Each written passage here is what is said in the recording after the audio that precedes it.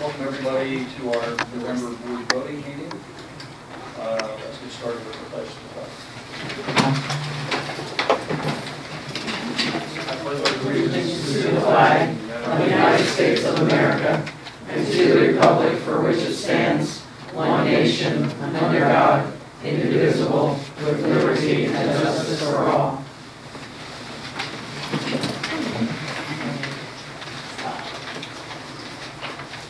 Before we get into our agenda this evening, I'd like to take a little bit of time to recognize those board members who will be ending their services at the end of the month. It's rare that we take time to pay tribute to members of our community who run for office and school board and subsequently spend significant hours each month in chairing committees and attending board meetings, reading reports, listening to presentations, preparing for decisions, scouring budget proposals, attending events, and all the other functions and roles that we associate with the support role of the school board member in the district. So I know I speak on behalf of all those members of the board who will be remaining beyond this meeting as we go into the next year, that we will miss the friendships and the camaraderie that we have developed among our board. We'll miss your presence around the table, and I hope we'll all remember the finer moments where we as a board made a positive collective difference for students and teachers in our community, as well as all the other decisions that you folks have helped to make in charting the path for public education in Exeter.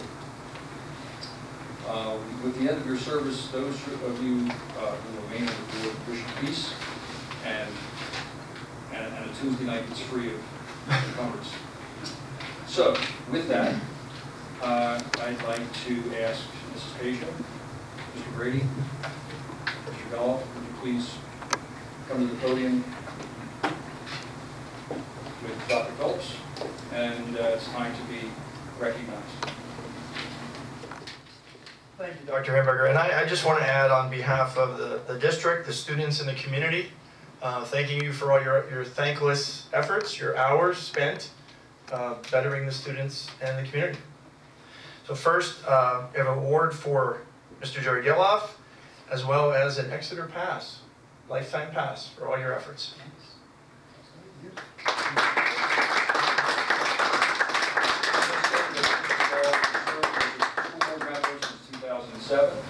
2017.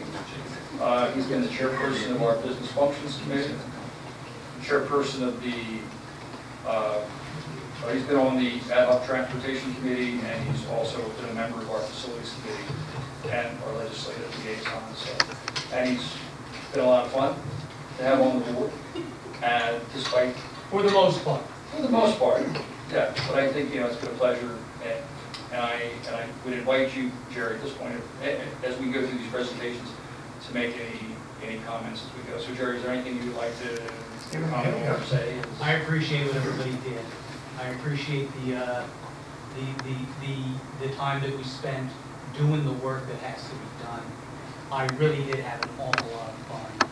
There were some times when it wasn't so fun, but there was an awful lot of fun. I really enjoyed it immensely, honestly. I would have missed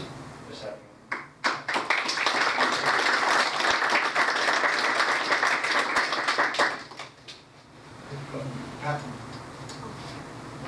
Mrs. Pat Pasha. Congratulations, Pat. Pat served on the board since 2011, so it's 8 years. Pat has been a former treasurer, board treasurer.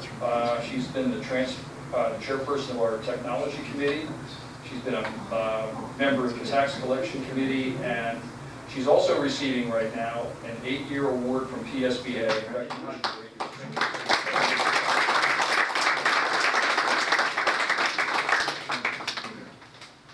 Any comments, Pat? I just wanted to say that 8 years seem to fly by very fast.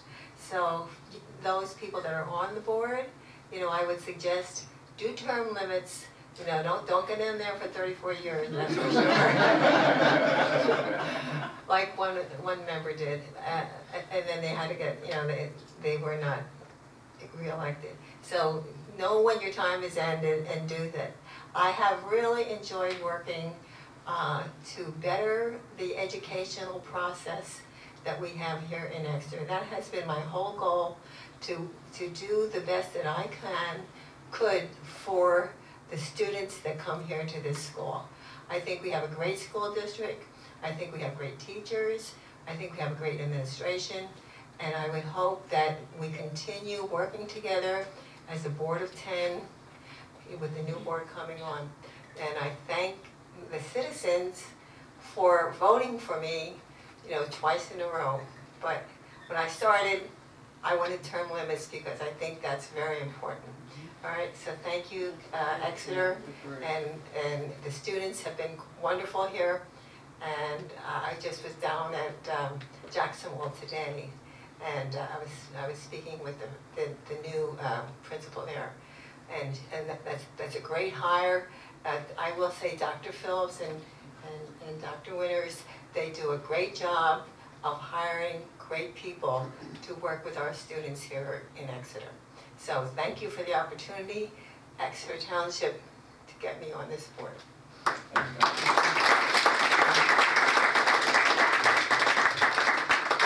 Mr. Jim Brady. Jim's been a school board member since 2009, 10 years.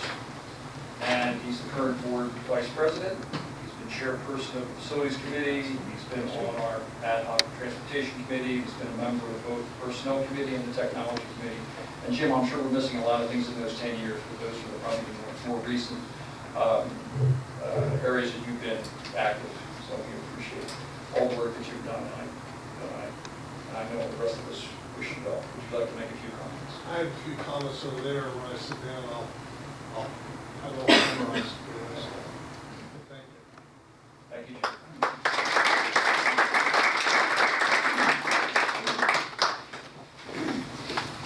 Would you like to make your comments now? Or? Yes. Okay. Why not? We're still in a positive mindset.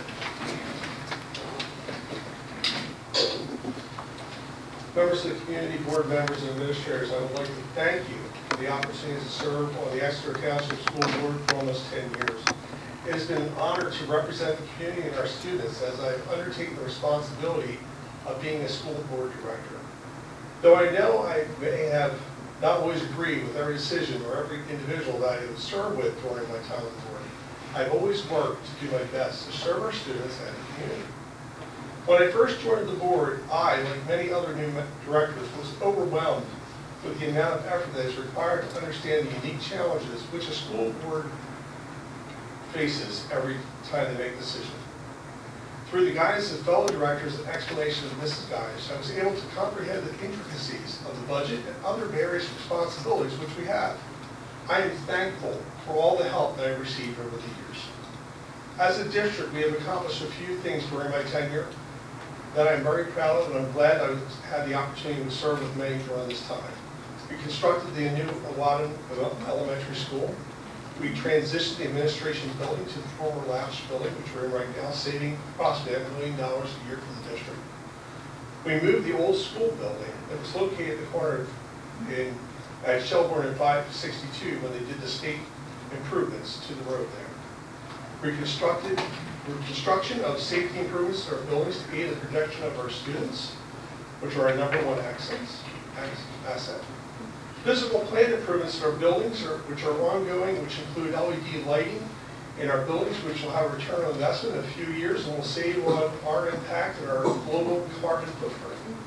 We replaced the turf field at our high school stadium to maintain a safe playing environment for our students and provide a field that can be used by multiple sports and classes each day.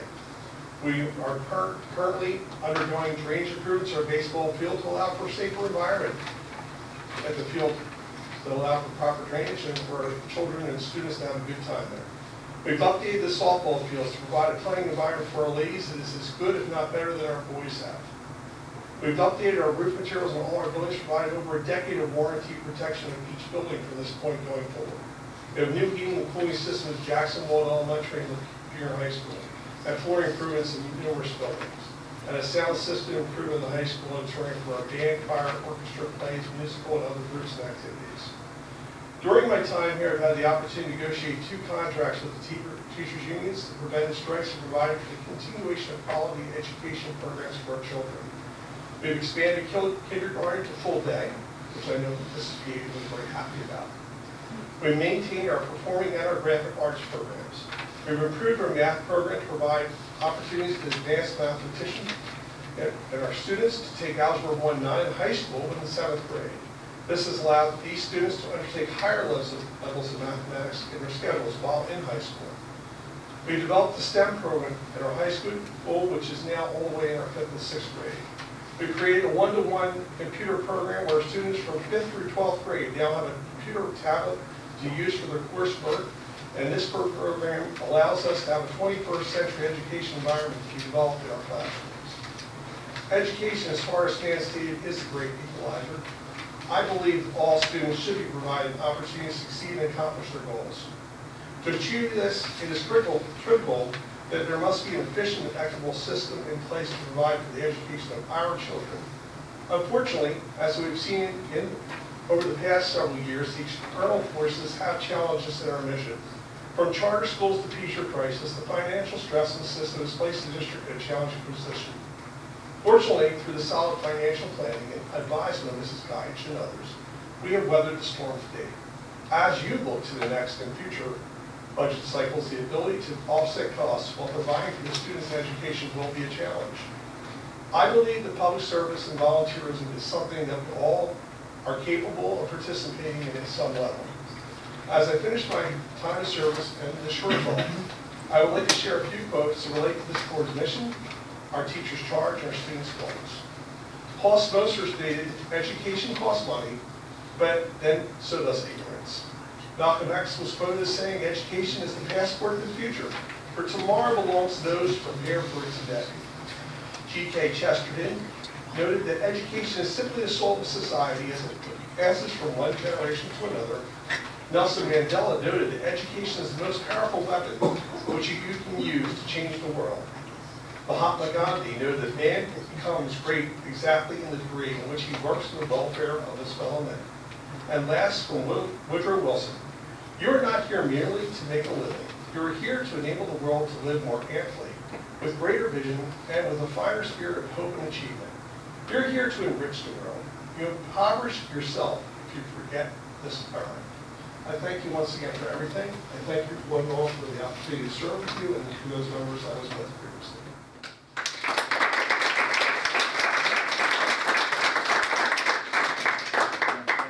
Thanks for all of our return board members for everything you've done. It's pretty impressive when you hear you run through those last 10 years, Jim, of your tenure. I know a lot. That's a long 10 years, but that's good. Those are significant accomplishments. So, congratulations, everybody.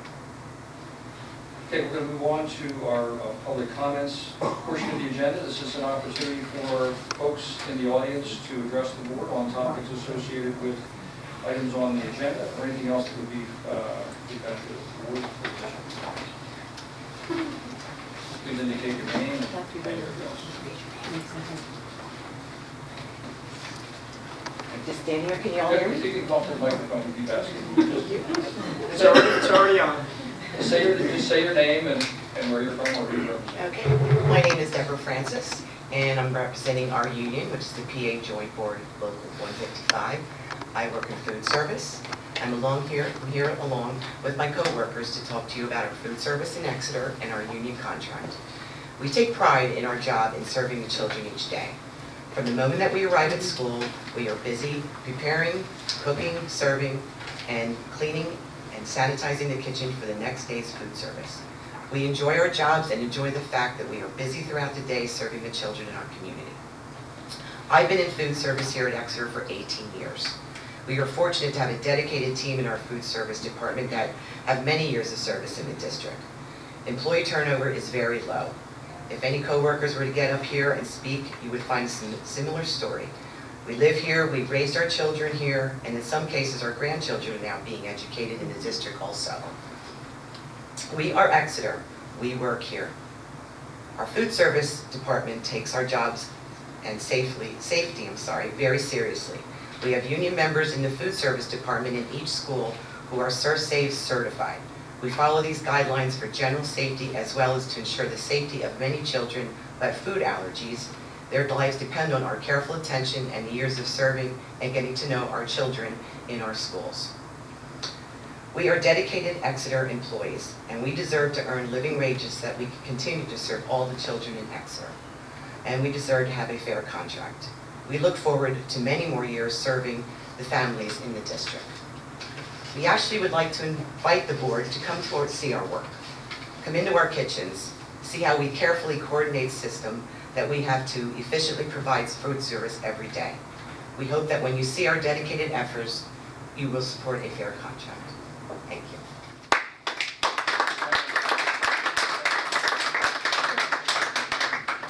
Are there any other comments?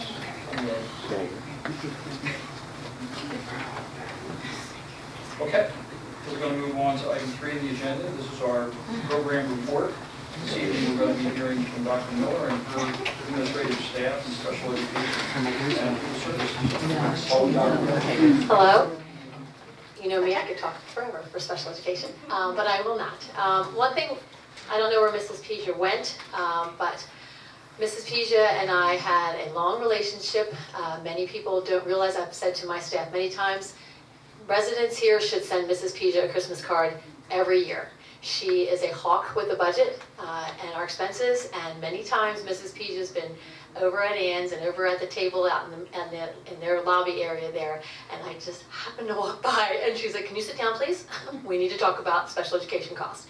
And we always had nice dialogue, and she asked very strong questions and pointed questions, and she knew the budgets inside and out, and she wanted answers about every penny that I spent.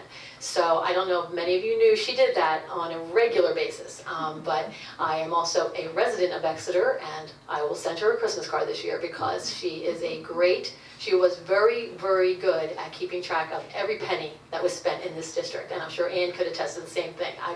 I had to answer for special ed, I didn't have to answer for the rest of it. So I'd like to thank Mrs. Peja for all of her. You're honored, come on in. I wanted to thank you for all your dedicated service of every time you caught me going past and said, hey, come over here, we need to talk about your budget, talk about your spending. And so I don't know if many of you know she did that on a very, very regular basis. But spending in special education is always something that gets to be a discussion. And the graphs and the data dashboard that I provided to the board with your handouts looks at some basic categories. A 6-year summary of where we've gone in our enrollments in the major categories of special education. And we have seen a decline in other health impaired and speech and language, but we have definitely seen a large raise up in emotionally disturbed from 2013-14 of just about 5% of the children to 18-19, nearly 10% of the children in special education are emotionally disturbed. Also, we've had a large uptick in autism. And as Mrs. Willier will talk to you about, autism is a spectrum disorder, so children can be in regular education classrooms with some type of disability, maybe in speech and language and communication, all the way to students who need our very intense programs and have extensive needs in autism. That disability category of the extensive needs in autism, that is the area of autism that we have seen grown exponentially. Not the more mild cases, but the very severe nonverbal students, and I cannot answer why. We were just talking to our school psychs today. I don't know why, but we have seen, since I've been here in the last 7 years, an amazing uptick, not just in Exeter, but Berks County has told us their psychs have seen an incredible uptick in severe autism. We don't know why. Mrs. Willier will be talking about that. So the area of the emotionally disturbed is one area that we have focused our grant on, and we've been able to get a lot of supports. We're trying to support our children with mental health. We've been able to provide counseling now from the Progressions Organization, and Berkshire Mental Health has now joined our staff, and they provide services to children in our junior high and our senior high for counseling, so we've been able to add them this year. We have added a social worker type person, a pupil services liaison who joined us last month, and we have kept her busy every day trying to support our students with special ed and their families. And we were meeting with our school psychs today about working at trying to provide a lot of support for a lot of our students have diagnosed anxiety, and how to support those students as well. Our costs have gone up, and as you know, all of you get the board updates about our out-of-district students, and that number was rising over the last few years. That is an extensive cost to educate students out of the district, and it's also something we really don't want to do. We don't want to send children out of the district. The goal in special education is to keep kids in your district to the greatest extent possible by providing extensive programs. So we worked with our Laurel Life. We were thrilled that the board approved it. We've opened our 4 Laurel Life classrooms, and many students have stayed in the district, and that will definitely be providing extensive financial relief to us. But it also does not mean that there were no students that will ever go out of the district again. There are still students with extensive, beyond what even our Laurel Life program can offer, that they have mental health, or they have autism or some other disabilities that we require that they send out of district. One of the other areas that is another reason why we are working so hard to keep kids here in the district is the cost of transportation has gotten very, very expensive. Rick and his team do an outstanding job working with us to get transportation for students, but we have limited resources, limited drivers, so we have to contract out each year with some of our local vendors. I cannot believe at times we are now getting quotes. 200, 300 a day is considered normal, and I was just informed today we now give someone transportation at over $500 a day. That's unacceptable. So actually we're going to be looking for additional kind of programming for that. But that's the kind of quotes we're getting for some of our very severe children who need to go to Chester County and Delaware County for their services. And that's something we need to really look at. Can I answer any questions from the board from the information that I provided? The second page, just to let you know that I provided, actually comes from the state, and this is the state document that provides the update of where we stand compared to state averages and educational enrollment of students inside their classrooms for more part of the day and outside of the classrooms for parts of the day. I'll let Mrs. Willier take over. Yes. I mean, my questions are going to be disjointed because I don't really fully understand everything that you guys do, but I just had a couple of questions. First of all, can you just explain to us what an advocate is and how often we interact with advocates, and what are the pros and cons of interacting with an advocate? Sometimes I suggest people bring advocates, just to let you know. Our advocates are people that a family feel as if they need additional support to maybe understand the laws or communicate more appropriately or more effectively with the district. They will bring someone who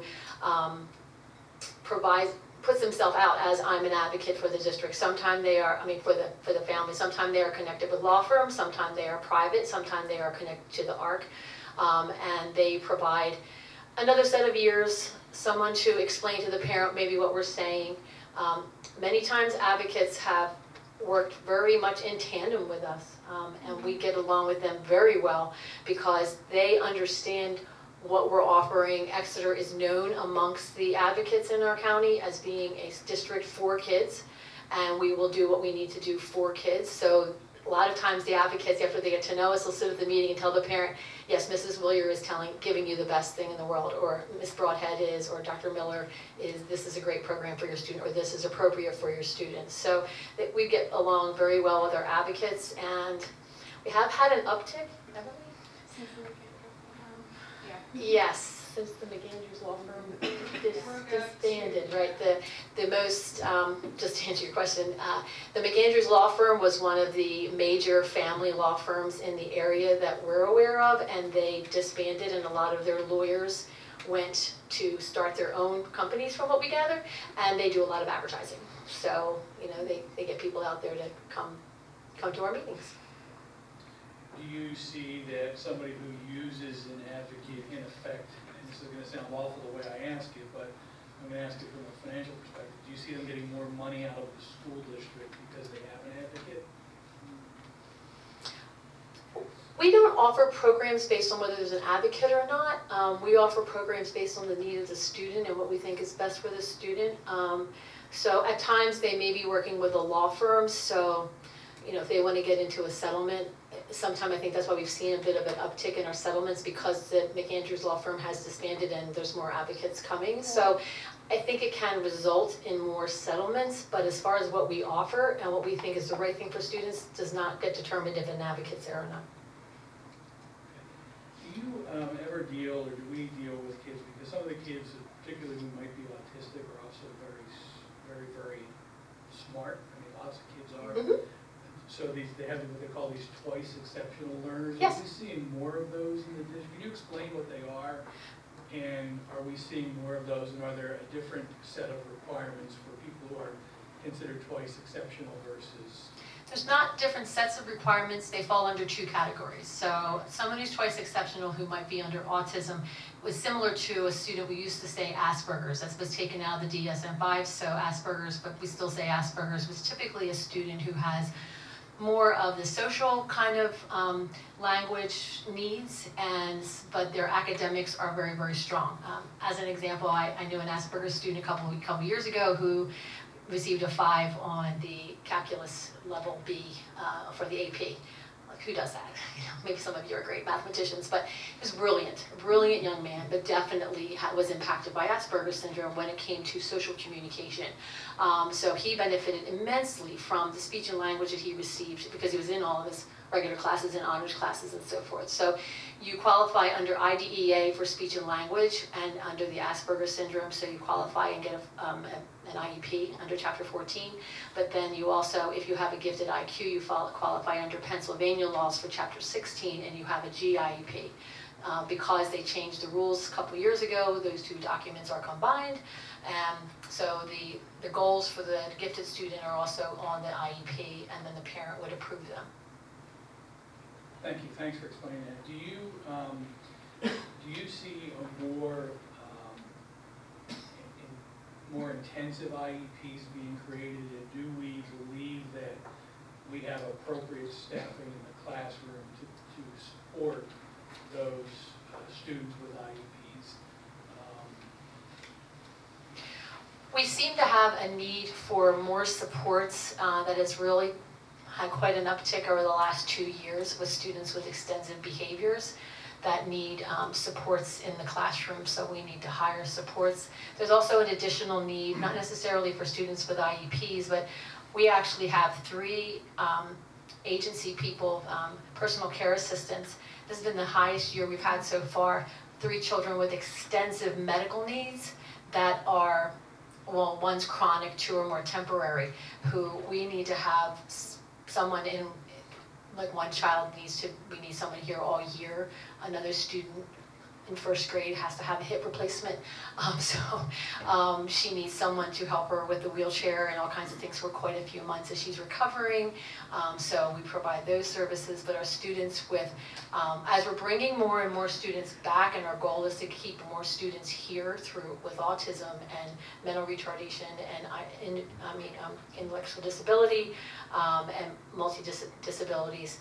Also because of medical science, many children live a lot longer, and many children who are in our programs, our children with, like in our MDS classroom at Alon Creek, have extensive needs versus children who are in our regular classrooms but have needs with behavior and emotional support.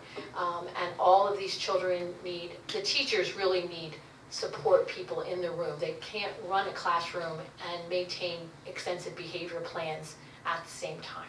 So we do need to get them support when necessary, and it's written into the IEPs when necessary. Okay, thank you. And I just have one last question. I think a lot of people in the community were surprised last year at the series that they're ready to build on homelessness, and I just wonder where we are with our homelessness situation here next year. We've had quite an uptick this year already. Kathy Cardoli, who does a lot of the paperwork and so forth, we have homeless students coming in all the time, moving in from Reading, moving in from other areas, but a lot of families moving out of Reading and doubling up with people here. But also too, a lot of families just seem to be handling job loss. We have a handful of families who the homeowner was selling the house that they were renting and gave them 15 days notice that they need to get out. And so we had a family with a house fire, so all different kinds of things, job loss, divorce, domestic abuse. Those were all the various things that I signed off on in the last 2 weeks for families. Thank you. Sure.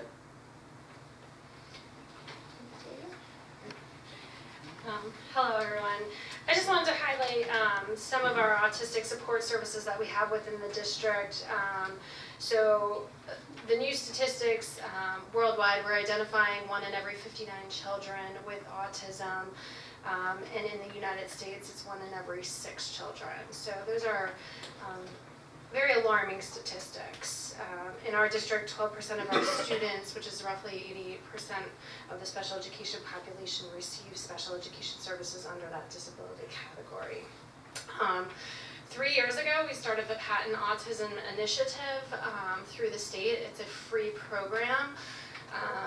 4 years ago, I had noticed we were going to have several early intervention students who typically we would refer out of district for support. They were nonverbal students who required extensive needs throughout the day. And so through my research with the Patent Autism Initiative, we were able to bring that program here to the district, and we have since grown from 1 classroom to now 6 classrooms. So they serve our autistic support classrooms K through 12, as well as 2 of our MDS classrooms.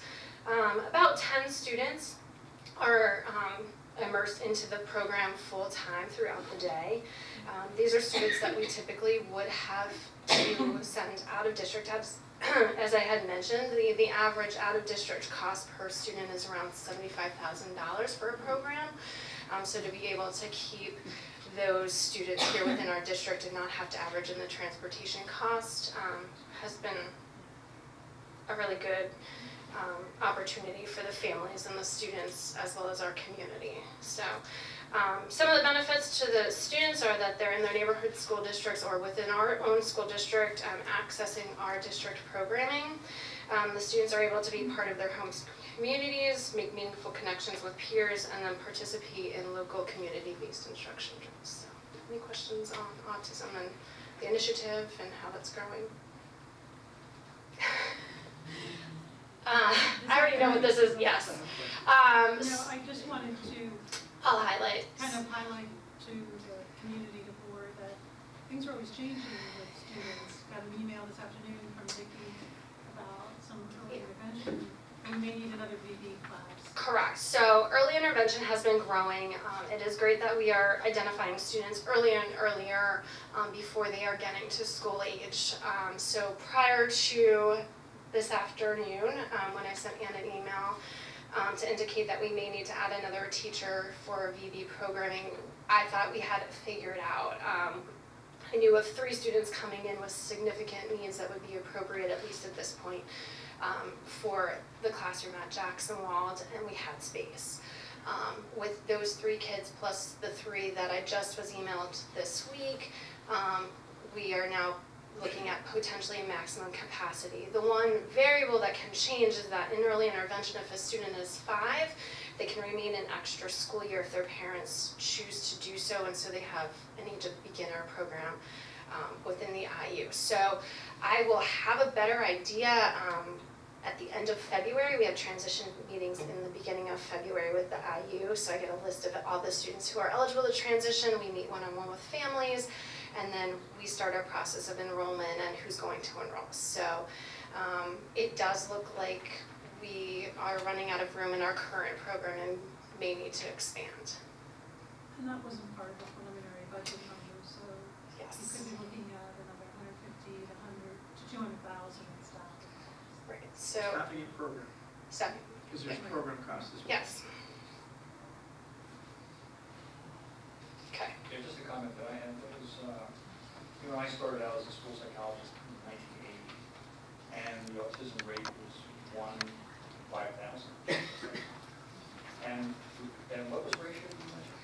So it's 1 in 59 students, and in the United States, it's 1 in every 6, or 1 in 59 children, and then 1 in every 6 children in the US are being identified. It's a very broad spectrum, but it's a very alarming statistic. And I know the debate really was, and I think since 1980, our diagnostic technology, the process we use probably much more sophisticated. We broadened the definition of autism back in 1980. It's a much more observable, obvious, multi-dimensional diagnosis, and now it's, very, I think you see, kids on the spectrum who look relatively unimpaired, but clearly be identified as autistic because of their impairment in social or language, some other cognitive skills. But it's just, to me, that's the most dramatic change over time. In addition to what you're saying about, kids with social and emotional disturbance, serious emotional disturbance, that's concern of mine. I'm kind of wondering what's behind that. I don't see that as necessarily an organic problem. That tends to be more, I'll say familial. That's the right way to kind of describe it. Yeah, we have this conversation. Yeah, I feel like we have this every single week. We're like, what's the difference? What has changed? I don't know that we, as a team, have an answer for that. I think as, we're looking for those answers and how to best support children. Yeah. Thank you. Ms. Brad? Do we get any children that are quite young that are autistic that are, let's say, kind of come into preschool or kindergarten or Yeah, so we have students transition from early intervention. We also have students who are not identified, who haven't been exposed, who may end up on the spectrum. It just really depends. The majority of the students that I interact with are 5 and 6 and typically develop a relationship with the parents when they transition to 3, when I know that there's a lot of needs and we're working and looking at programming and getting out and to introduce ourselves as a school district. So oftentimes it's 3, 4, 5 in and out, meeting parents and dialoguing with them about goals for their children long term. So. I just wanted to give kudos to Mrs. Willier. She saw this on the horizon. She came to me a couple of years ago, and she just at the EI meetings, and she said, so we have a lot of very severe autistic students coming up. We only have one program in elementary in Jackson Mall, and that was Karen Algio's classroom.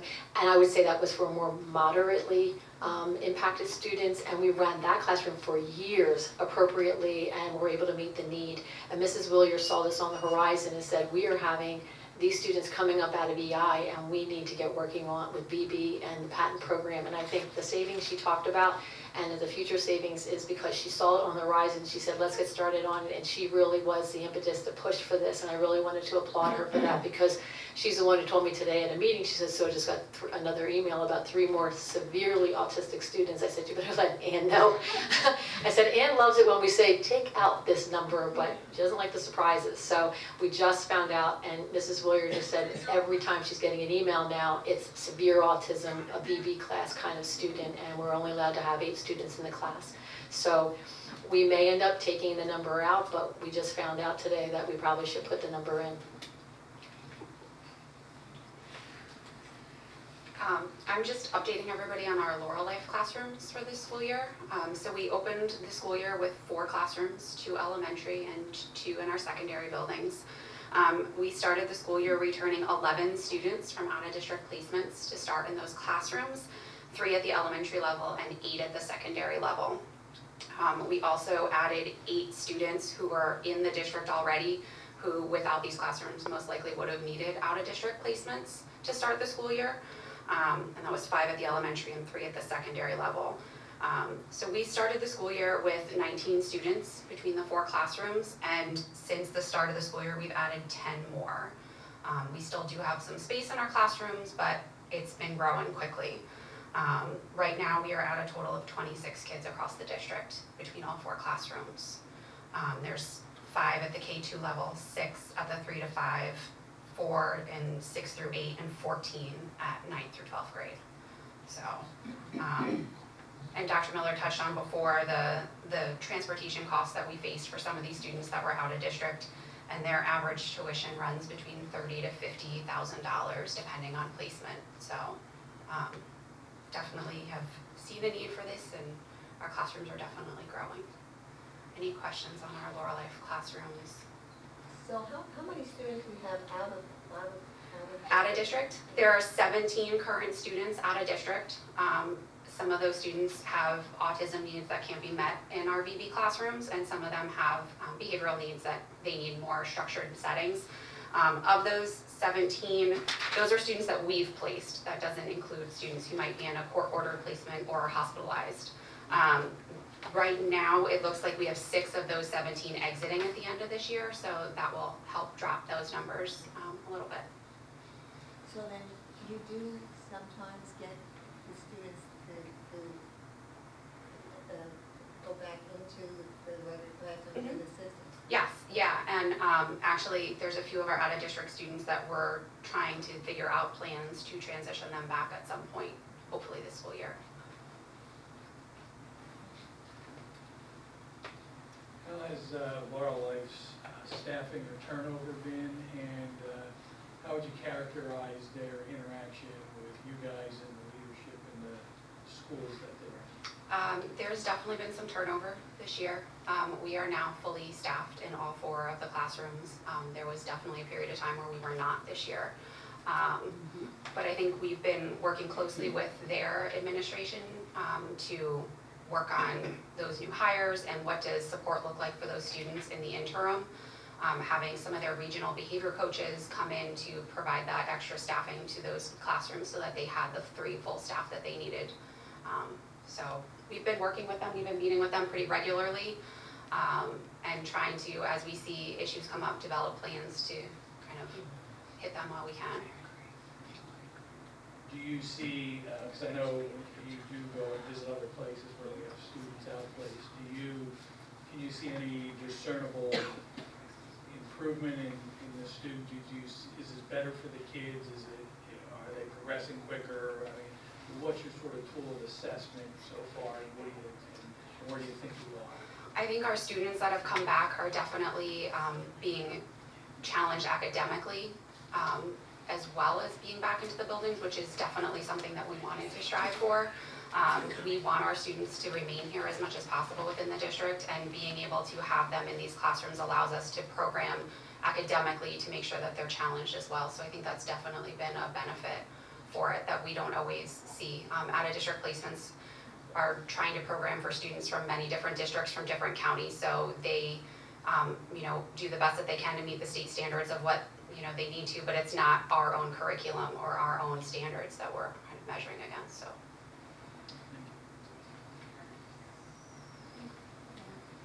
Anything else? Thank you, Melanie. I know I'm sorry, you had more to do? Okay, I know we didn't plan for this, I'm sort of shocking you. Can you give us a 20-second of the board's support of that mental health position that we got from the grant, and what impact it's had on the district to this point? You have a half an hour? That's why I tried to cut it out, because yes, I know you could go for a half hour. I approached Dr. Phillips about 2 weeks ago. We just hired Ashley Reinhardt, our new People Services liaison, who is also a licensed social worker. She is amazing. Again, talking about great hires, we have found fantastic people to come to work in our district. She has so much experience. She has walked in the door, boots on the ground. She has been working with so many of our teams, so many of our families, home visits. She came to me one day 2 weeks ago and said, "Could I wear jeans when I make a home visit sometime?" And I'm like, "Why would that be?" And I said, "Let me hear." And she goes, "Well, the house was really covered in a lot of fleas and lice, and I kind of had it when I got home stripped down in my garage." And I said, "Sure, no problem."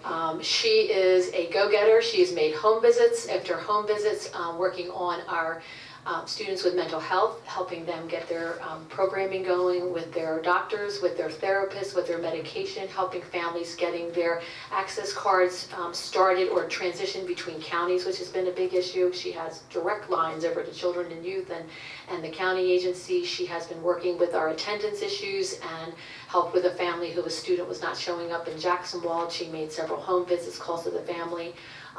She has been an amazing resource, and wow, did we need her. We want to thank the board for that. Thank you to the board for supporting the position because her help has been amazing. I'm sure any principal you would ask would let you know how much support she's already given to so many cases. Thanks, Stephanie. Well done, exactly 20 seconds. She's good. Thanks, Jillian and Vicki, for information about your programs. We're going to move next into approval of minutes. And a reminder that we'll be using a consent agenda, which means there'll be a listing of several items for approval of the board by a single motion to be grouped together.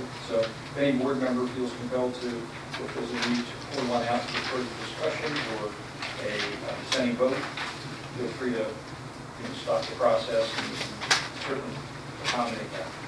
So we have two sets of,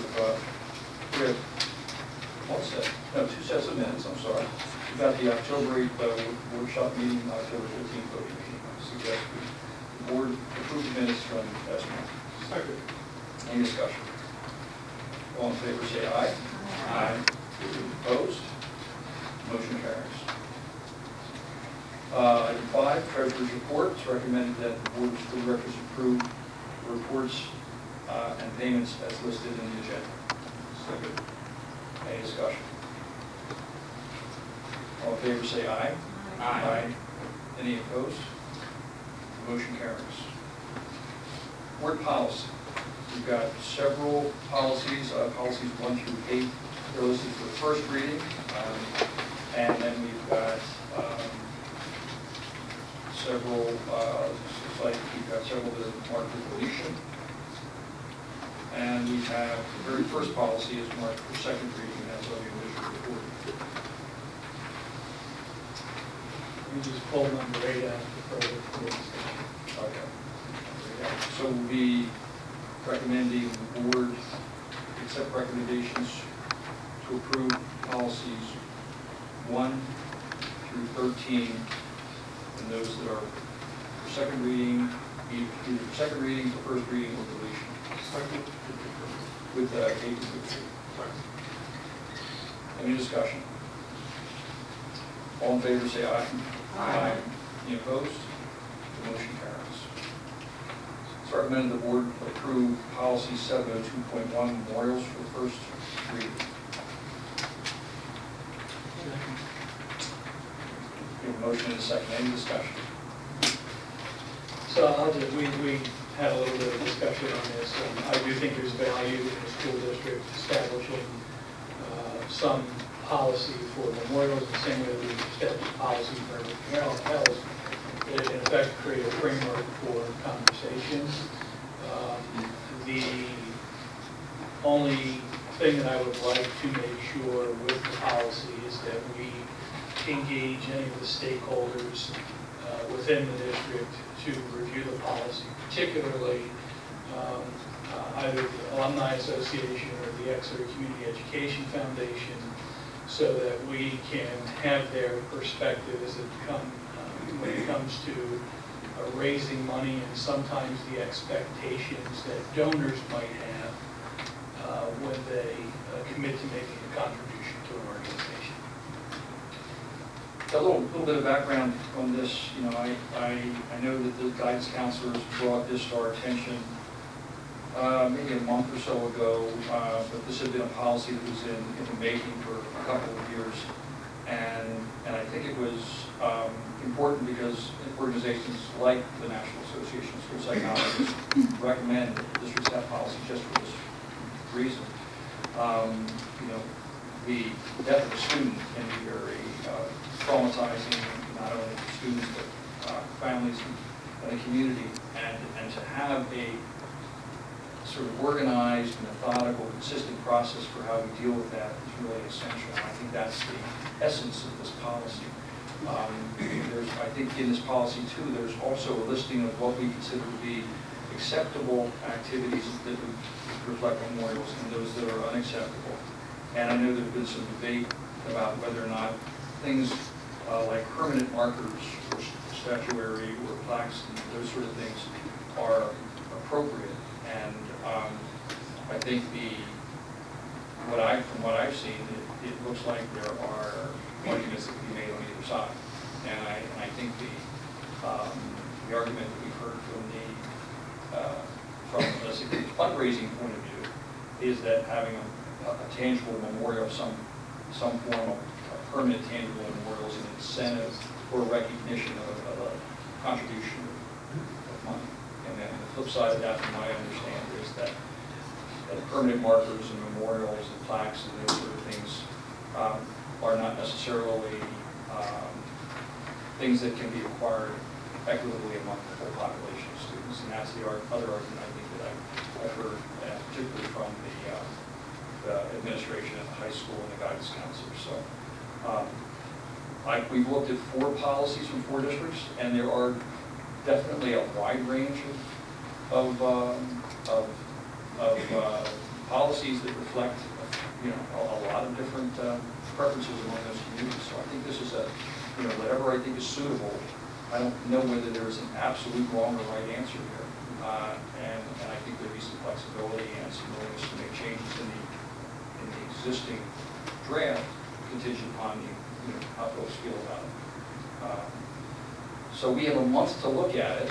We can start to tweak it in some ways, or we can make some recommended changes based upon some feedback we received.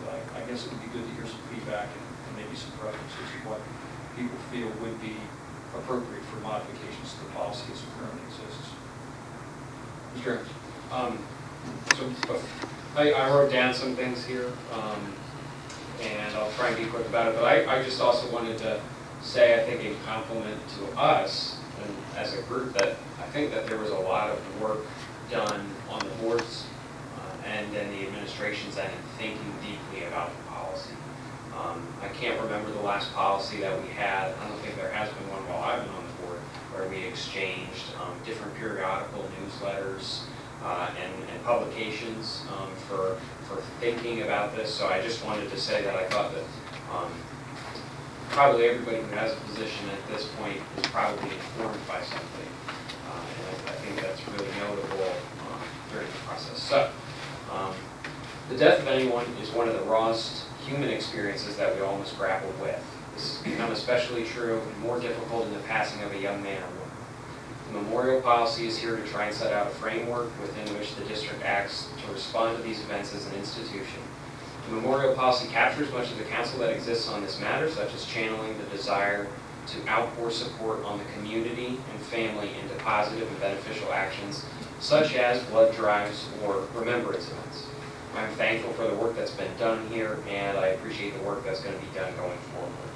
In short, I believe that the policy is too rigid in its current iteration. Specifically, I do not agree with the prohibition on permanent memorials in the form of a plaque or athletic jersey. The restriction of the memorials other than the placement of the student's name in the graduation program. There are several other smaller items that I can address with the administration in an email that are more technical and grammatical, but I just want to focus on those 2 things, 2 issues that I brought up. The prohibition on permanent memorials, as I understand it, arises from the legitimate concern that memorializing one student in a way that highlights their life more brightly than another student who passes or has passed away may create bitterness. As grief accompanies death, it is expected that these feelings may arise, regardless of everything we may do to avoid it. I believe that our goal should not be to make sure every tragedy gets equal reactions, but equitable reactions. Therefore, I think there's plenty of room to allow for permanent memorials, such as the retirement of a jersey or the installation of a discrete plaque. On the example of the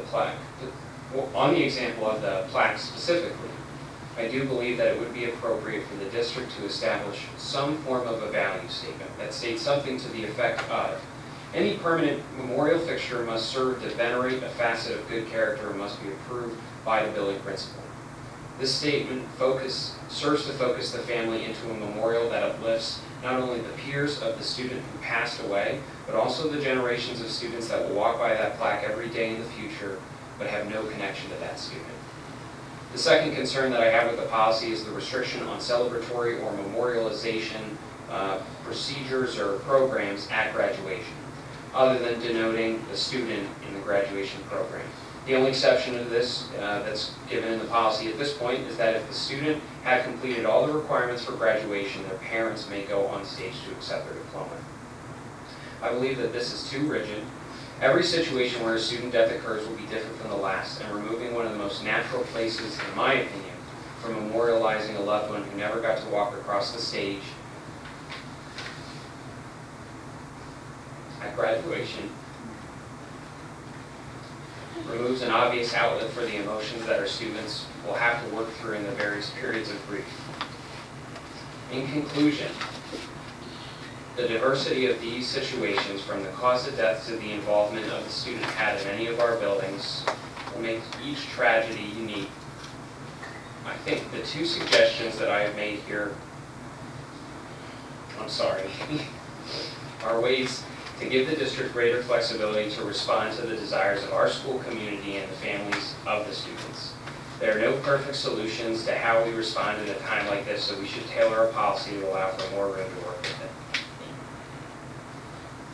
Thanks, Mr. Anderson. I would just, as soon as you're a member of our policy committee, I would suggest maybe if you could do some editing, and just send in your thoughts through the policy committee and maybe through the administration, and share that with the board through the month.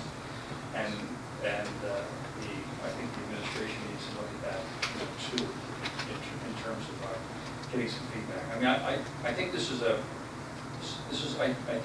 we have to consider the stakeholders in this as well. I think people mentioned, having many voices. I mean, the people who are going to be the beneficiaries, or those who are responsible for implementing this policy, are not necessarily sitting around this table, but they're the folks who run our programs and counsel our kids and deal with the mental health issues in our schools, and actually face the trauma based, they face it face to face with families and students.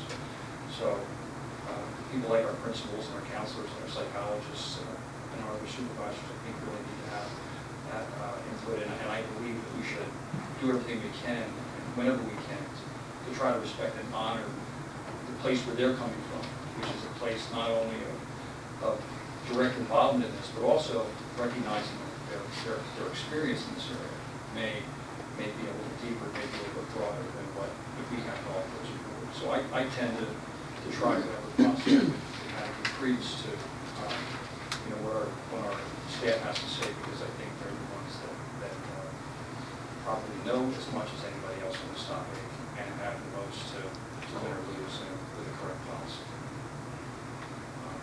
Are there any other, any reactions to what Mr. Aaron said, or any other different points of view maybe share? I'd like to move to the end of this particular item until maybe next month, if we get words on, that you guys can consider this as well at that point. Well, can I just say this, that approving it for first reading only gets it through first reading. It's acknowledging that it's going to be. I'm afraid of getting to second reading next month, because I know often we go from first reading to second reading in the following month, so. Yeah, it ultimately requires an approval, and if folks are not happy with any of the product, that's the time to vote against it. So I don't know whether I necessarily agree with the idea that we can take a vote on whether to table it or not, but I don't know whether I necessarily agree that tabling is going to do a whole lot other than just kicking the can down the road a little bit further. I think related to Jim's comments, if there's a majority of the board that indicates some areas of improvement or changes here tonight, that might give the administration some more direction to change the policy going into December, because it's going to be difficult, I think, to try and patch everything together via email if board members send it in directly to the administration at that point.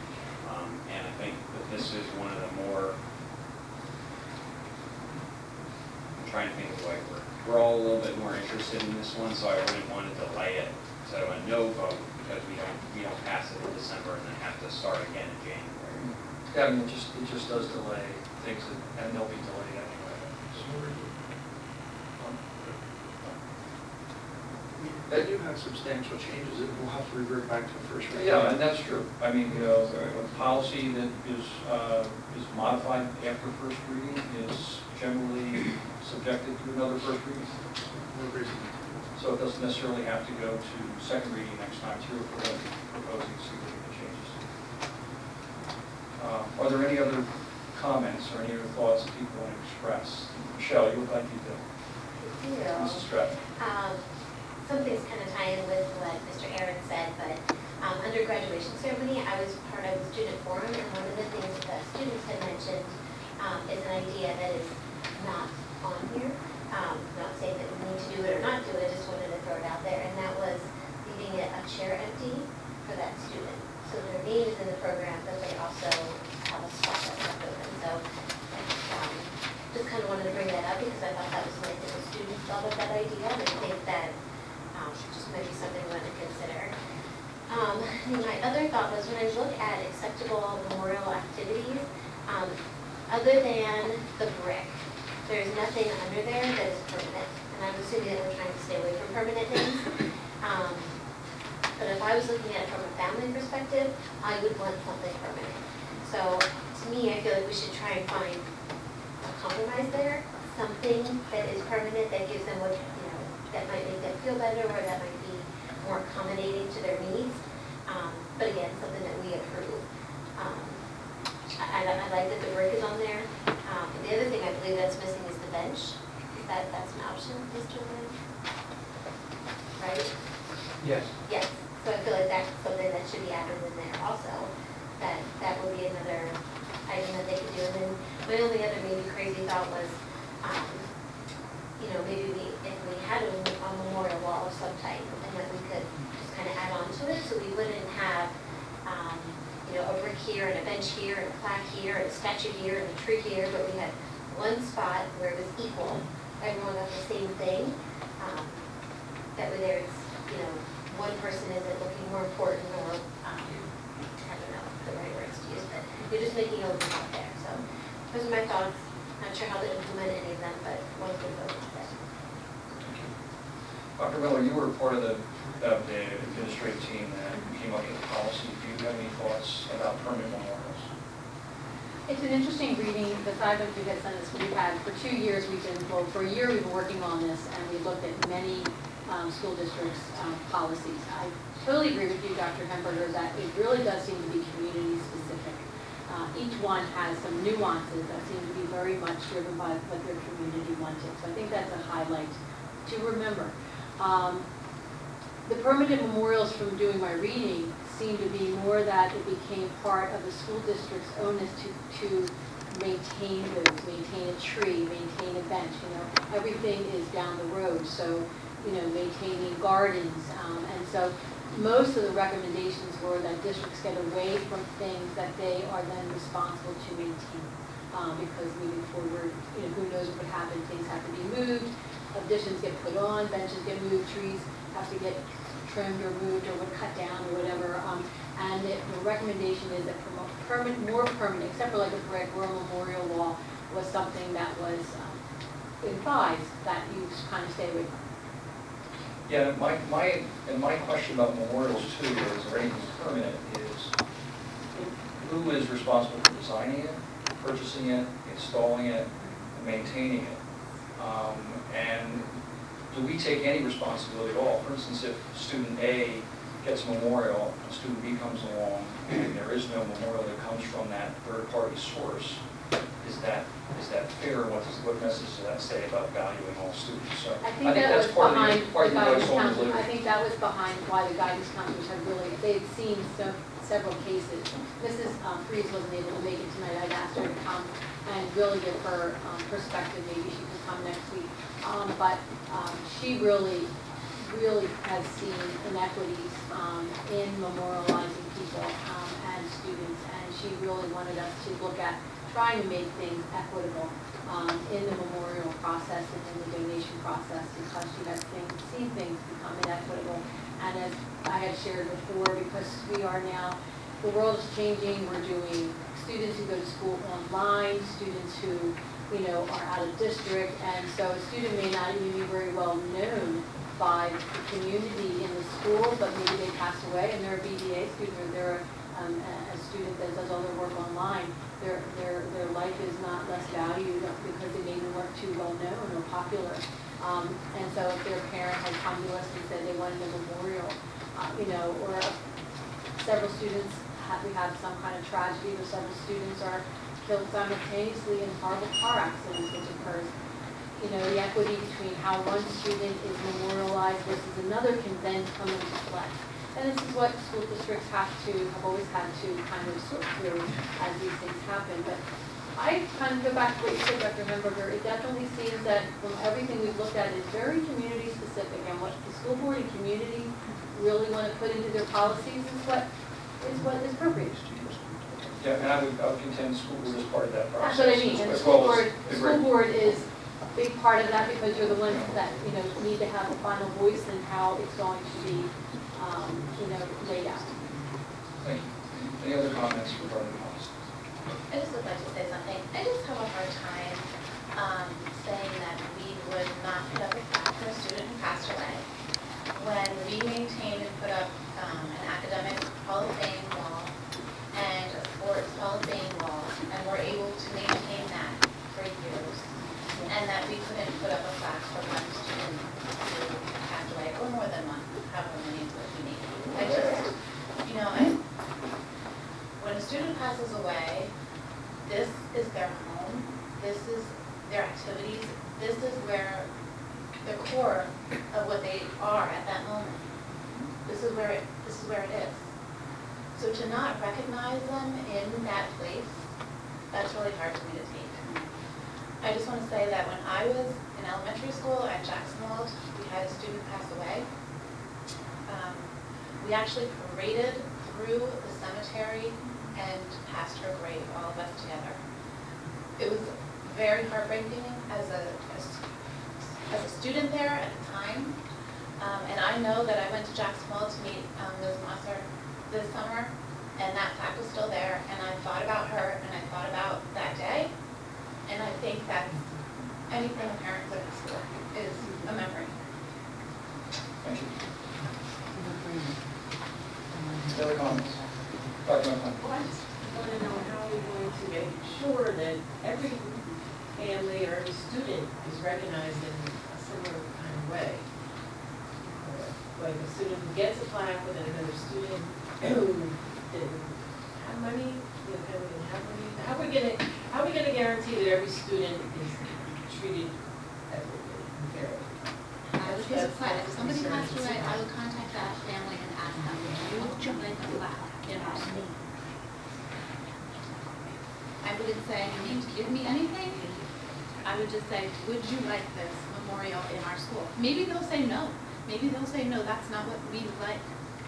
But would it be the district's responsibility to purchase the plaque and to inscribe the plaque and to install the plaque? I guess I'm just, or the memorial, whatever, permanent marker. How much is a plaque? I'm just asking, who's, I mean, just the logistics of that, that's a question. In terms of, that's the equity issue too, because you might have some families that are not inclined to be involved in that at all, others very much so. And I think that's, that's what we put into the policy, this is, on a case-by-case basis. And what the family feels that it needs, and how we react to it. What we may end up with are maybe a couple of policy language options that we'll lay out for the board, and then we'll have some decision points to make. We are going to have a workshop meeting in early December, and this could be a subject of continued discussion at the workshop meeting. So again, I would recommend that we approve it for first reading, recognizing we're going to have a workshop meeting in December with our new board members at that time, as well as a voting meeting in December as well. And that voting meeting could very well be voting on another first reading of that policy. Can I add something on that? And something that you said that really isn't what we're talking about the plaque, but it was about suicide and adding that topic into our memorial policy. Yeah, I mean, I saw it pretty strongly reflected in the literature that memorializing suicides would be problematic. Well, it's a possibility of contagion,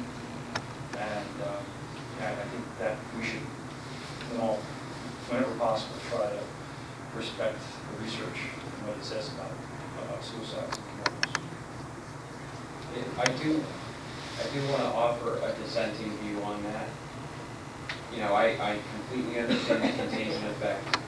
And I think one of the articles that we received showed that there's over 250 deaths annually from clusters like that. And I know just locally that that's been an issue in a district that I'm familiar with in Lancaster County too, where they had suicide attempts after a student committed suicide. But that life is no less precious than any other student who dies because of a car accident, whether that was an accident on their behalf or on somebody else's. And I think that trying to figure out some way to work with the family to find something that is appropriate. We know not to have assemblies about these things, to talk about or paint suicide as something that's acceptable, but to pretend it didn't happen. I know that's not what you're suggesting, but that's what it feels like when you don't make recognition in the same way. And I would say that we need to allow for room, whether it's in the policy or in an underlying administrative regulation, to make sure that we're not leaving that kid behind. Any other comments? And just to that end, Mr. Ahrens, I actually have a scholarship on behalf of my brother who did commit suicide.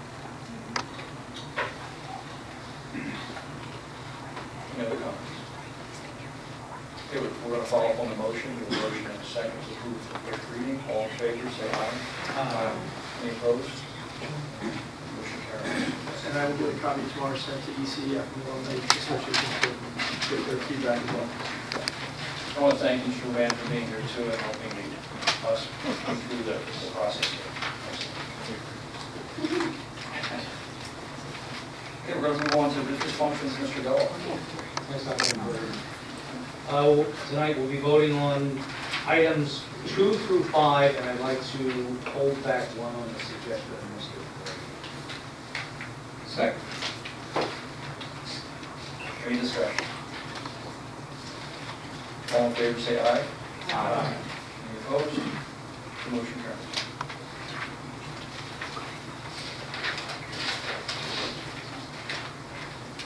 I recommend the Board of School Directors approve the following business function item authorizing district administration to advertise for bids for buses. Second. Any discussion? Yes. Mr. Brady. For our transportation evaluation, one of the things that came forward that was that leasing buses might be a more efficient operation for the school district. As we constantly turn that inventory over a certain period of time, and we want to maintain a current fleet. So I didn't know if the district is open to possibly looking at both options going forward, instead of bidding to replace, but bidding to lease the vehicles, which then also, if you're transitioning potentially into alternative fuel sources, you're not going to have vehicles in your fleet that might not fit into your current operation in the future. Mrs. Scott. What Mr. Wegman and I are doing differently this year is, as part of the bid, incorporating an alternate maybe for paying maybe for the passenger buses to see what type of pricing, but also in the bid including financing options. What I'm learning recently is that if we were to do a straight operating lease, it really only requires an RFP, although some school districts do put it as part of their bid. Capital lease purchases may, come under bid. So what we're trying to do is put all options into the bid, if it makes sense, and get the pricing for the different alternatives, whether it's an alternate for propane, the pricing for diesel, but also the financing. I've been talking with a couple different vendors that we've used that have bid on have submitted bids for our buses in the past, and they're supplying, number one, contact school districts that I can speak with on how to put this together, but also, another big part, coming up with some different specifications. So we do have a lot of work to do on this, and I will keep the board apprised of where we are at this. next month. I don't think we're just asking for authorization to advertise once we have it done. So we'll be reporting back in December on what that's going to look like. Because I don't foresee it really being ready for a few weeks. So just so I understand, we're gonna have side-by-side, potentially side-by-side options to look at propane versus diesel. Right, they've, Ben and Rick have gotten specs for propane. We'll put it as an alternate. Financing piece is what I'm working on. Can we invite Pat back to that special meeting so she can cast a vote? Well, you know how I feel about I do. alternative. We all do. Do the thumbs up. For the vote. Any further discussion on this? And just a clarification, when you were talking about the possibility of doing an RFP for leasing, would that be done, maybe I didn't catch this, would that be done in conjunction with putting the bid out in this instance? Or are you looking at that as something that could be explored? I was really hoping to incorporate it all under a bid, but we knew this, leasing does not require the bid process, although you do want an RFP, you want competitive competition there. So I've actually been back in touch with Wayne McCullough, and he's supposed to give me a couple contacts and seeing how I can marry the two. That's what I'm working on. So would we need an updated motion to authorize for the bid or an RFP? Or are we kosher with just doing to advertise for bids? And from my perspective, I believe this would cover it. Okay. But again, I can report back December 3rd at our workshop in case it looks a little different. All right. And that 40 million, that we have from, what was that company that Volkswagen that, had that emissions and into the air, and so the state got a lot of money. Are you looking into that as far as? Well, the part of it that may be able to, apply for, the thing is, it's an outright purchase. If we were going to lease anything, then no. Those funds are for outright purchase of, and the funds are for an incremental cost, the difference between what the cost of diesel is versus propane, for example. So it just all depends. So yeah, I am looking into that. The other infrastructure part of it, no, we would not qualify because we're not even near. They really want something that's already, in the works for that kind of thing. So we would qualify for what? In any infrastructure, whether we, as far as propane tank or. It would be just the busing itself. It's just the busing itself. The bus, the vehicle itself. So, yes, that's part of it too, but, again, if we ended up leasing, we wouldn't qualify. Well, hopefully they won't.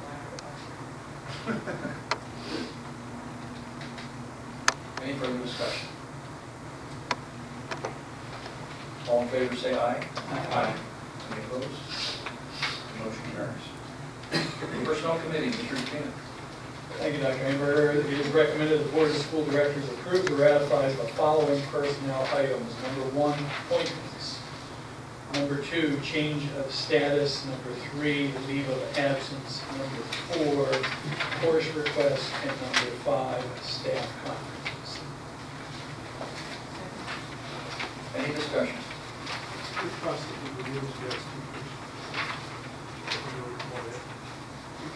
One more time. So we'll remove guest teachers. This is your honor. Okay. So all the guest teachers is under one. Can we also remove A under certificated substitutes? Under what? Yes. Certificated? Certificated substitutes. Vote on that separately. Sir, It's appointment, under appointment. Certified substitutes, under 20. So it's everything but day and guest teacher. Everybody clear on the modification? Okay, with those two exceptions, is there any further discussion? All in favor, say aye. Aye. Any opposed? Motion carries. Again, I'll take these two separately then. It's recommended the Board of School Directors approves or ratifies the following personnel item. Certificated substitutes, letter A, Elise R. Coakley, elementary K-6 instructional. Second. Any discussion? All in favor, say aye. Aye. Any opposed? Any abstentions? You have one abstention. It is recommended the Board of School Directors approves or ratifies the following personnel item. Guest teachers, Christine S. Rulli, BA, Communication Arts and Sciences, pending receipt of required documentation. Second. Any discussion? All in favor, say aye. Aye. Any opposed? No. One opposed? Motion carries. Thank you, Mr. Springfield. Student functions, Mrs. Stratton. Item A, we're putting on field trips that are going to occur within a 60-mile radius. And it is recommended that the Board of School Directors approves the following student function items A through D.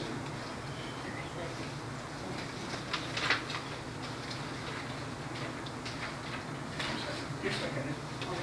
You're good. Any discussion? All in favor, say aye. Aye. Any opposed? Motion carries. Thank you, sir. Athletic Committee, Mr. Aaron. So I have a quick athletics report and then just one update about the committee functions itself. The fall season just ended on Friday night for football at Cedar Cliff. The football team advanced to the District 3 semifinals for their first time in school history, and their final record is 9-4. The winter sports season has started as of yesterday.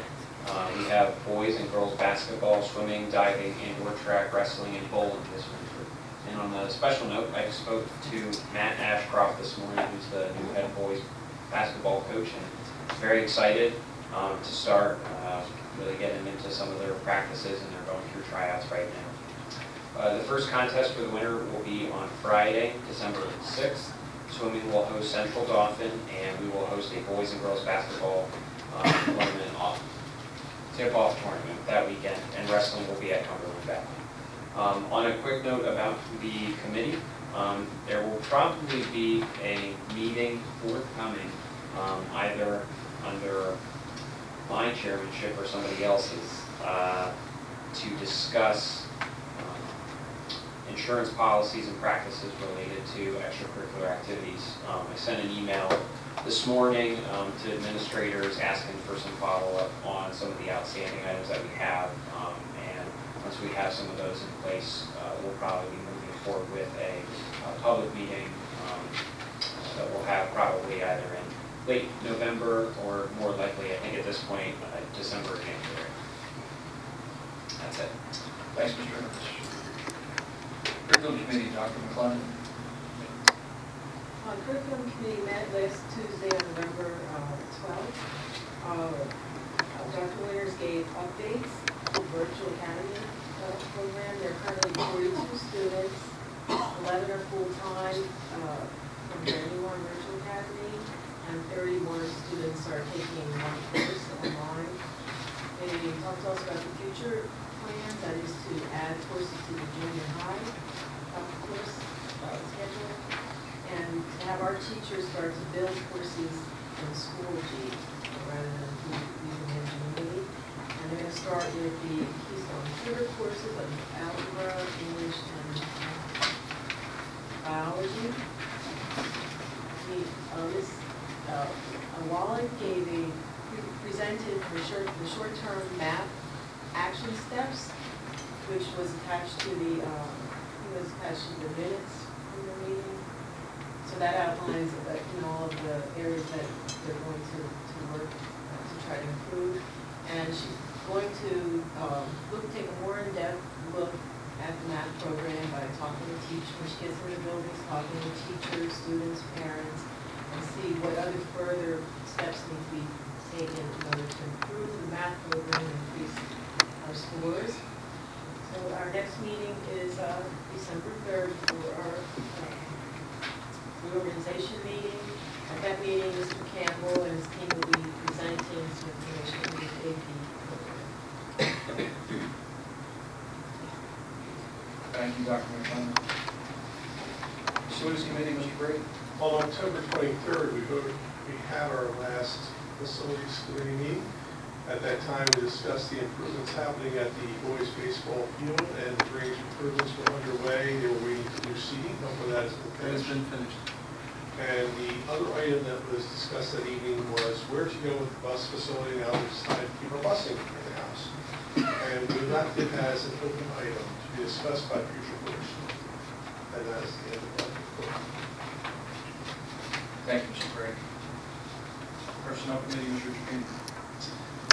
Thank you, Dr. Hamburger. The only item that I would report on at this point is that we appear to have a meeting scheduled for January 9th to begin to support staff negotiations. Thank you, Mr. Trevino. Policy Committee, no report. Student Functions Committee, Mrs. Stratton. No report. Technology Committee, Mrs. Page. Dan and Missy have been working with fourth graders to sharpen their skills with the use of their new Chromebooks. They have been facilitating instructional learning visits to exemplar classes in higher grades.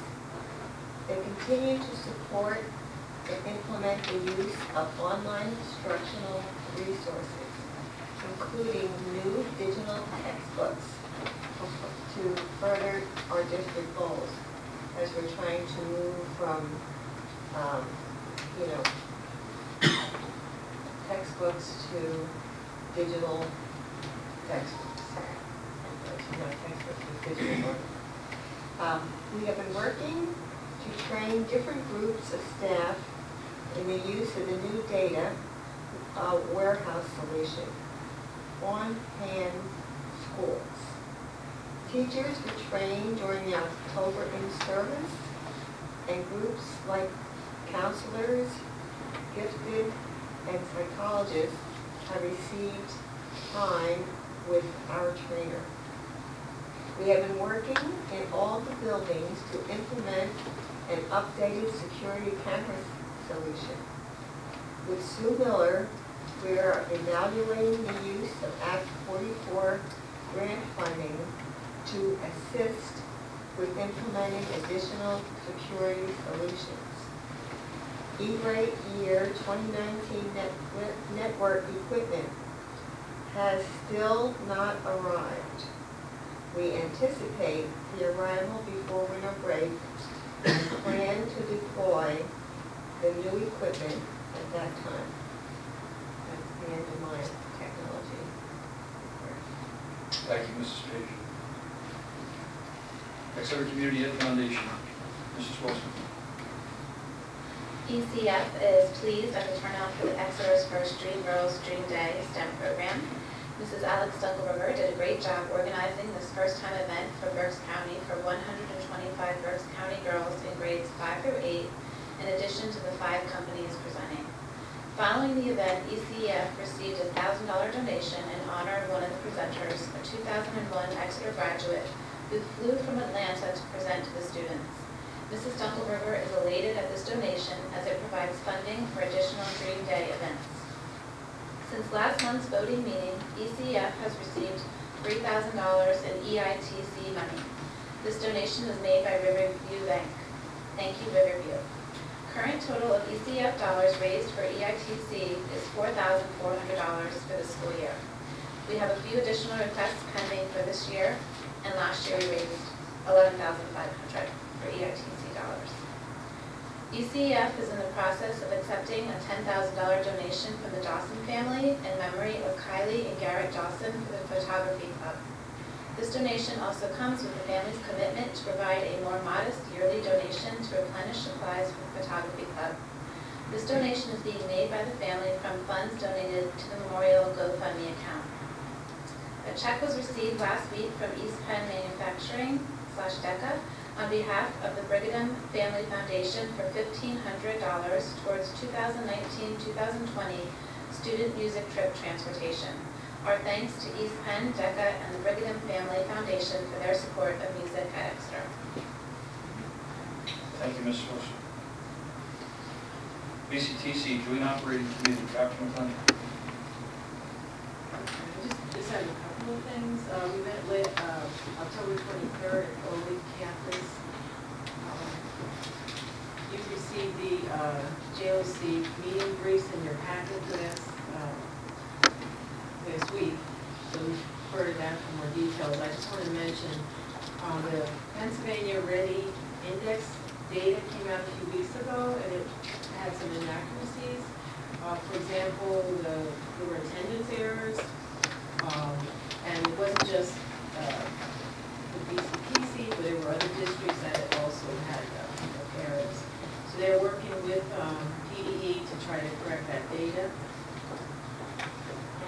They outlined the assistant director position timeline and process to hire a new assistant director. And there was a position I mentioned at our last month, the counselor manager of enrollment position, that was changed to coordinator of student services. But Dr. Kraft assured me that they will try to fill in phase 2. So we do not have a meeting scheduled in November, and next month we meet on December 12th. We normally meet the last Wednesday of the month, but it's a reorganization meeting there. Thank you, Dr. DCIU board, at the last board meeting in October, the delegates there were reminded of the obligation of all new school board members as well as all returning board members to go through mandatory training, board member training. And DCIU notifies that they are maintaining a site and a location and will be doing the training through PSBA. Will be on December 11th, starting at 3:30. For those members who are new to the board, we have 2 new board members right now who will be requiring training. It will be a 5-hour training. And for those who are re-elected as former board members, they'll be a 3-hour advanced training. Those folks who have not as yet registered are encouraged to contact Donna Napoli, and Donna Napoli will be, and that's Dr. Phil's secretary, should be more than willing to kind of contact BCIU and make a registration. And this is the first year of this training, so I think it's optional in terms of for those who are returning, whether you want to participate in 5-year or 3-year. All new board members will have to participate in 5 years. Hours. Okay, 5 years. Term limits, come on. I should think and there is a board meeting scheduled for this Thursday, 11:20. Any of that training that you just mentioned, that? No, BCIU. At BCIU. Is that You have to go to them. either online courses, or do you have to actually go to them? Yeah, I think it's in-person training. It's required. Yeah. Now, there are 13 different sites, so there's several different dates that they're offered, and BCIU is December 11th, but folks can choose to go wherever they like to in the state. Just have to register. But register soon if you want to get into BCIU. There may be some seating limitations. Legislative liaison, Mr. Bell. Oh, report.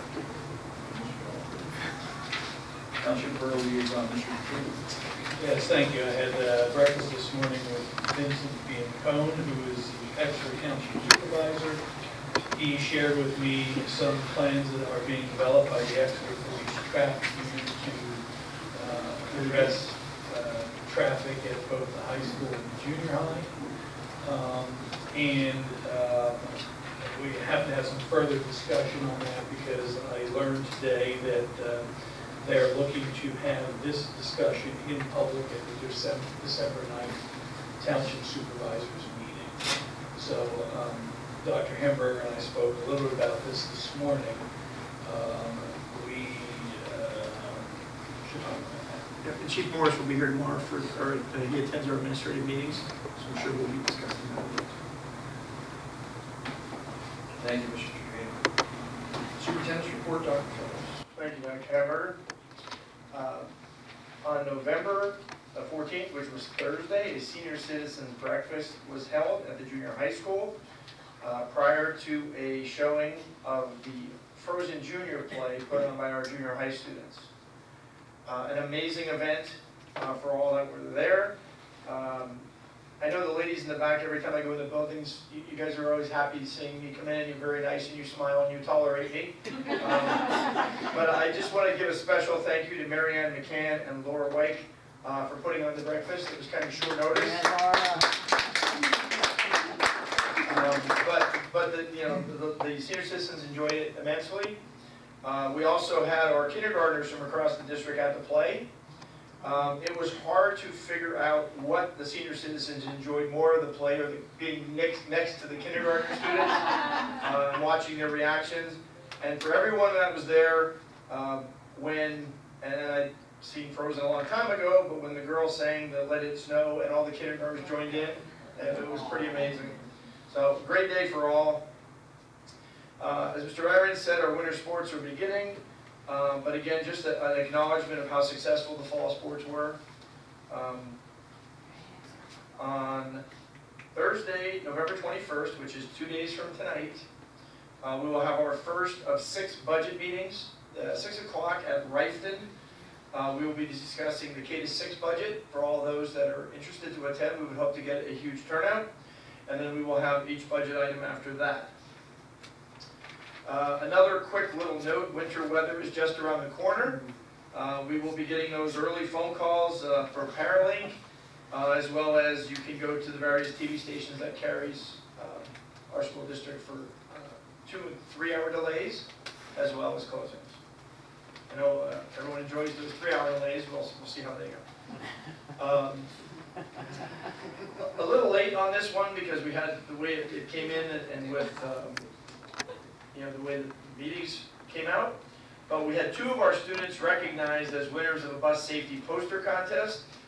A dozen students from across Pennsylvania were recognized for their efforts to promote school bus safety. The students were honored as winners of PennDOT's 2019 School Bus Safety Poster Contest. The theme of the year's contest was Red Lights Mean Stop. In the area of grades 3 to 5, second place was Peyton Walters, a Rifton School student.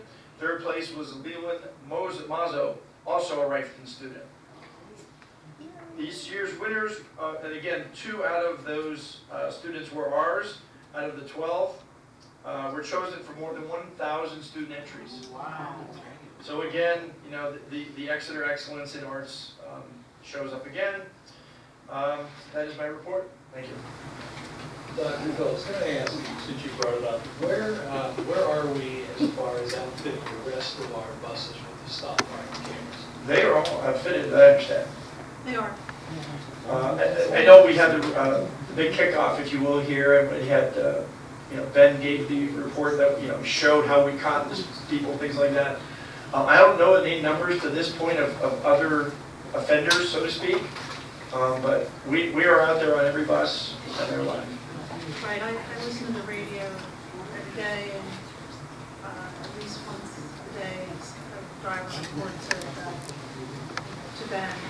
Somebody just ran my account with the reds, and then we'll pull the drive CD and Send it out to the police and they are cited, and if it's so much money, but it's also 1 year's suspension of license. It's pretty interesting. So, yes, every one of the buses are out there. And again, thank you to the board for that. Thanks, Dr. Phillips. Just a reminder that on December 3rd, we'll be having our board reorganization meeting. We'll be welcoming 2 board members, Mr. John Ritter, who's in the office, or in the audience today. And This could be his office, so that's this good. could be your office. And Dr. Hearing, Dr. Hearing, I saw her earlier, I'm here now, but she's our other new board member will be joining us. And we'll be following that meeting with a workshop on this. This time, Do you want to make a note about the anticipated vacancy that we'll have? I can say this at this time that Mrs. Wilson ran for both a 4-year and 2-year seat. She selected the 4-year seat. As a result of a 2-year seat is vacant. And what we're required to do is after the board is seated on December 3rd is to start to advertise and to encourage folks in the community to submit a letter of interest, to be on the board. We'll go through a series of interviews with those folks, and the board will vote in public in terms of who will replace, who will fill that 2-year seat. So that's the plan, that's all about. It will have to be done within 30 days of December 3rd. Is that covered? Do you think that we'll be able to make an appointment by the voting meeting in December? I don't see any reason why. Well, is it an early meeting in December? I think it's The is it the third. 16th is the second one. Okay. That's the 3rd. So we'll have a week's gap. That second Tuesday in December, we don't have anything scheduled at this point. It's possible we could arrange for interviews, and voting happens immediately after the interviews, so we should be in a position to do that. So I would say realistically, that's not too far off. So we have to post to that. We want to post immediately after the reorganization. Are there any other board members who would like to be heard at this moment? Yes, I would.